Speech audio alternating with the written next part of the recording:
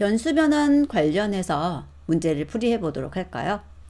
다음 중 스케일링의 방법에 해당하지 않는 것은? 자, 변수 변환 중에서 스케일링 방법 여러 가지가 나왔었죠. 최소, 최대, 정규화 나왔었고, 그 다음에 표준화라고 해서 Z스코어 나왔었고요. 로버스트 스케일링 있었습니다. 그런데 변수의 범주화라는 것은 스케일링 방법에 포함되는 것이 아니었죠.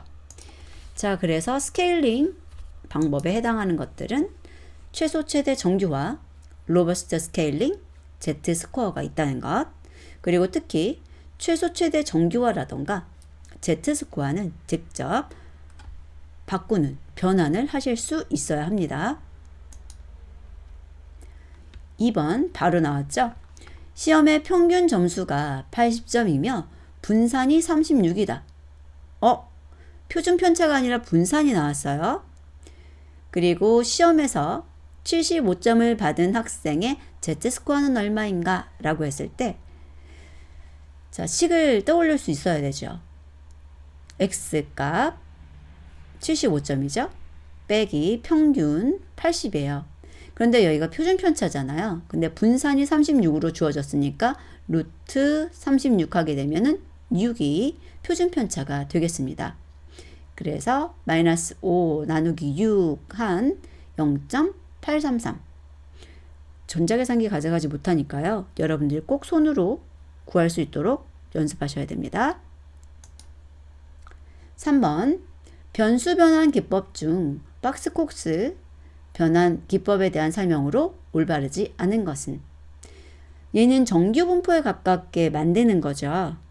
자, 그래서 보면 데이터가 가진 스케일이 심하게 차이가 나는 경우 그 차이를 그대로 반영하기보다는 상대적 특성이 반영된 데이터로 변환하는 과정이다. 한쪽으로 심하게 기울어지거나 이런 것들을 정규 분포로 만든다. 이렇게 받아들이시면 좋을 것 같아요. 그래서 변수들의 분포가 오른쪽으로 기울어진 것을 감수하기 위해서 로그 변환을 수행하기도 한다. 그러니까 오른쪽으로 기울어진 것을 감소시킨다라는 것을 분포가 오른쪽으로 이렇게 쭉 길게 꼬리가 나와 있다라고 생각하시고요. 로그를 통해서 그 긴 꼬리를 짧게 만들 수 있죠. 기존 변수에 특정 조건 혹은 함수 등을 적용해서 새롭게 정의한 통계량을 활용해서 분석을 수행한다. 자, 그런데 여기 보면은 새롭게 정의한 통계량 뭐 이렇게 나오게 되면 파생 변수입니다. 그리고 4번 변수의 제곱근을 취하면 오히려 선형적인 특징을 가지게 되어 의미를 해석하기 쉬워질 수 있는 것이죠. 그래서 박스콕스 변화는 데이터의 분포 자체를 바꿔버리는 거예요. 단위를 변경하는 게 스케일링이라고 한다면 얘는 분포 자체를 바꿀 수 있게 되는 거죠. 그래서 데이터를 정규 분포에 가깝게 만들거나 데이터의 분산을 안정화하는 것으로 정규성을 가정하는 분석법을 사용하기 전에 활용하는 데이터 전처리 기법이고요. 3번에 나온 것은 파생 변수라는 것 구분해 두시면 되겠습니다. 4번 어느 회사에서 직원들의 근무 기간을 조사했을 때 평균 9년, 분산이 4년인 정규 분포를 따른다고 하자. 이 회사에서 13년 이상 근무한 직원의 비율을 아래의 Z값표를 참조해서 구하시오 라고 되어 있어요. Z값표를 보게 되면 확률이 나와 있는데 이 Z값이 특정 값보다 작을 확률 나와 있죠. 그래서 마이너스 무한대부터 0.5까지가 0.6915, 1까지가 0.8413 이런 식으로 나오는 거예요. 자, 그림을 하나 그려볼게요. 저희가 정규 분포라고 한다면 이런 식으로 종 모양이죠. 자, 그랬을 때 이 가운데 0이 있을 거고요. 이런 식으로 연결했을 때 이쪽이 0.5의 확률을 가질 거예요. 자, 그런데 Z가 0.5라는 것은 0보다 살짝 큰 거죠. 그러니까 이만큼 마이너스 무한대부터 0.5까지의 확률이 0.6915라는 것이고 1까지가 0.8413, 1.5가 0.9332, 2.0이 0.9772 이렇게 나오는 겁니다. 자, 그런데 저희가 지금 가지고 있는 평균, 분산, 그리고 13년 이상이라는 것은 표준 정규분포가 아니죠. 그러면 표준 정규분포의 Z값을 구해야 되는데 식이 어떻게 되냐면 이렇게 x 빼기 평균 나누기 표준 편차예요. 그랬을 때 x는 13이고요. 그 다음에 평균은 9, 표준 편차는 분산에다가 루트를 씌워주면 되니까 2가 되죠. 그래서 구해보게 되면 4 나누기 2, 2라는 Z값이 되고요. 그 Z값에 대해서 확률이 0.977인데 여기는 이쪽 마이너스 무한대부터 2값까지의 확률이에요. 근데 여기 이제 만약에 13년이라고 한다면 이게 표준 정규분포에서는 2라는 값이라는 거고, 자, 이쪽 오른쪽에 해당하는 확률을 물어보는 거죠. 그러니까 1 빼기 0.9772 하게 되면 2.28%. 여기서 구한 것에다 곱하기 100해야 퍼센트가 되니까요. 그래서 답은 4번이 되겠습니다. 5번. 다음 정규화 관련 설명 중 옳은 것은? 정규화라고 했을 때 영어를 보셔야 돼요. min, max, normalization 이라고 돼 있죠. 이렇게 min, max가 나오게 되면 그 min 값을 0, max 값을 1로 하고 그 사이 값들을 변환하는 것이 되겠습니다. 정확한 설명은 2번에 나와 있는 것이에요. 값을 0에서 1 사이 값으로 변환하는 방법이다. 자, 그런데 이 답을 맞추는 것이 중요한 게 아니라 우리들이 나머지 내용을 잘 이해해야 되잖아요. 그랬을 때 여기 1번에 나온 설명이 스탠다디제이션에 관한 거예요. 표준화라고 하죠. 같이 알아볼게요. 보면 Z스코어 또는 스탠다디제이션이라고 부르는 것은 데이터를 평균을 0, 표준 편차 1에 표준 정규 분포로 변경하는 방법이 됩니다. Z스코어를 만드는 방법도 꼭 알아두셔야 되죠. X 빼기 평균 나누기 표준 편차. 이런 식들을 여러분에게 암기하라 라고 하는 것은 원리를 이해해 달라는 이야기예요. 여기에서 평균이라는 것이 사용되기 때문에 이상치의 영향을 받는 거죠. 자, 그리고 여기 세 번째 보게 되면 이 Z스코어는 이상치의 영향을 받지 않는다. 물론 민맥스 노멀라이제이션에 비해서지만 이런 이야기가 써 있으면 안 되죠. 왜냐하면 평균이 들어있기 때문에 이상치의 영향을 받으니까요. 그래서 3번도 틀려 있고요. 4번은 완전히 엉뚱한 말이 써 있죠. 지금 민맥스 노멀라이제이션의 결과가 아니고 또 평균으로 나눈 것도 아니죠.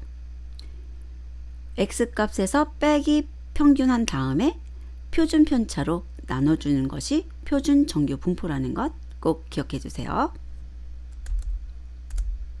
6번. 다음 표준화 관련 설명으로 올바른 것은? 4회 때 노멀라이제이션하고 스탠다디제이션이 다 문제 나온 거예요. 자, 그러면 저희들이 다시 한번 앞에 내용 띄워놓고요. 설명을 보게 되면 표준화 결과에서 최대값을 구하면 1이다. 이거는 우리가 알 수가 없죠. X 빼기 평균에서 표준 편차를 나누는데 음수하고 양수하고 다 나올 수 있지만 그 최소값하고 최대값이 무엇인지는 우리가 알 수는 없어요. 그리고 표준화 결과의 표준 편차는 0이다 라고 했는데 표준 편차는 1이죠. 그리고 정규 분포를 표준화하면 표준 정규 분포가 될 거고요. 이게 답이네요. 표준화는 각 값에서 평균을 뺀 값을 분산으로 나눈다 라고 돼 있는데 분산이 아니죠. 표준 편차예요. 그래서 답은 3번입니다. 7번 다음 변수를 분석하기 쉽게 변환하고자 할 때 적용해야 하는 변화는 무엇인가? 자, 변수의 상황을 보면 100 이하의 양수값을 가지며 최소 최대값의 차이가 크다 라고 했어요. 최소 최대값의 차이가 크다는 것은 어느 한쪽으로 이상값이 있을 수 있는 상황이네요. 분포가 한쪽으로 기울어진 변수가 있다. 자, 분포가 한쪽으로 기울어졌다는 것도 마찬가지죠. 그래서 상황을 저희가 생각을 해보면, 자, 양수값인데 분포가 한쪽으로 기울어졌다는 것은 이런 식으로 기울어져 있거나 아니면 이런 식으로 기울어져 있을 수 있다는 거죠. 자, 그러면 이렇게 오른쪽 꼬리가 길게 나와 있을 때는 이 큰 값들을 작게 만들어 줘야 돼요. 따라서 로그 변환이라던가 스퀘어 루트 하는 변환을 사용하실 수가 있겠죠. 그리고 이런 식으로 작은 쪽에 꼬리가 길게 있으면 그 작은 것을 큰 값으로 만들어주면 좋겠죠. 그래서 익스포넨셜이라던가 아니면은 어떤 값에 제곱을 한다던가 이런 것들을 사용할 수 있습니다. 자, 그래서 이런 식의 변환을 하는 것들을 찾아주시면 되는데요. 찾으셨나요? 그렇죠. 1번의 로그 변환이 되겠습니다. 자, 그래서 오른쪽 꼬리나 왼쪽 꼬리가 길 때는 로그, 제곱근, 역수와 같은 오른쪽 꼬리가 길 때의 변환과 제곱, 지수 변환과 같은 왼쪽 꼬리가 길 때의 변환을 기억해 주시기 바랍니다. 답은 1번이고요. 8번 다음 중 인코딩 기법에 대한 설명으로 옳지 않은 것은? 인코딩 기법이라고 한다면 저희가 오브젝트 타입, 즉 숫자가 아닌 타입을 숫자로 바꾸는 것이라고 생각하시면 되겠죠. 굉장히 다양한 기법들이 있는데요. 보시면 네블 코딩이라고 해서 일련 번호를 사용하는 것입니다. 0, 1, 2, 3, 4 이런 식으로 사용할 수도 있고 마이너스 1, 1, 뭐 또 1, 2, 3, 4 이런 식으로 사용할 수가 있죠. 그리고 원핫 엔코딩이라는 것은 범주의 개수만큼 더미 변수를 사용하는 거예요. 예를 들어서 범주가 3개라면 3개의 더미 변수가 생성되는 거죠.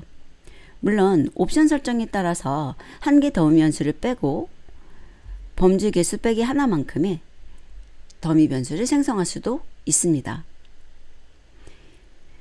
자, 그리고 바이너리 엔코딩은 원핫 엔코딩하고 조금 비슷하기도 하지만 좀 차이점이 있어요.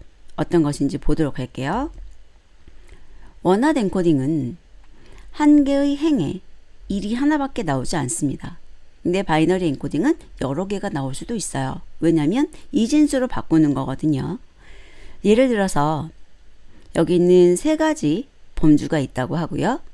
레벨 엔코딩으로 1, 2, 3이라고 번호를 주었어요.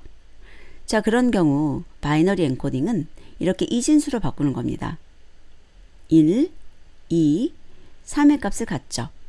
만약에 원핫 엔코딩이었다면 001, 010, 100 이런 식으로 하나에 대해서 표현할 수 있는 그 1의 값이 한 개 행에 하나만 되기 때문에 아무래도 이 바이너리 엔코딩보다는 원핫 엔코딩이 좀 더 많은 변수를 사용하죠. 예를 들어서 범주가 7개라고 한다면 원핫 엔코딩은 7개 변수를 생성하는 거예요. 하나를 빼더라도 6개죠. 하지만 바이너리 엔코딩은 3개의 변수만 만들면 되는 것입니다. 프리퀀시 엔코딩이라는 것은 범주형 변수를 해당 범주의 빈도로 변환하는 것이고요. 타겟 엔코딩은 종속 변수 값들의 평균을 활용한다 라는 것을 기억해 주시면 되죠. 자, 그런데 위에 보게 되면 원핫 엔코딩을 적용하면 스팔스한 데이터가 된다. 여기서 스팔스한 데이터라는 것은 희소 행렬을 말하는 거죠. 거의 대부분 0이고 1이 듬성듬성 나와 있는 그런 형태를 말하고요. 타겟 엔코딩은 종속 변수 값들의 표준 편차를 사용한다 라고 되어 있는데 표준 편차가 아니라 평균이죠. 그래서 답은 2번이 되는 것이고요. 레벨 인코딩은 각 범주를 숫자에 대치시키고 원한 인코딩을 적용할 때보다 바이너리 인코딩을 적용할 때 모델 학습 속도가 빠르다는 건 변수의 수가 적기 때문입니다.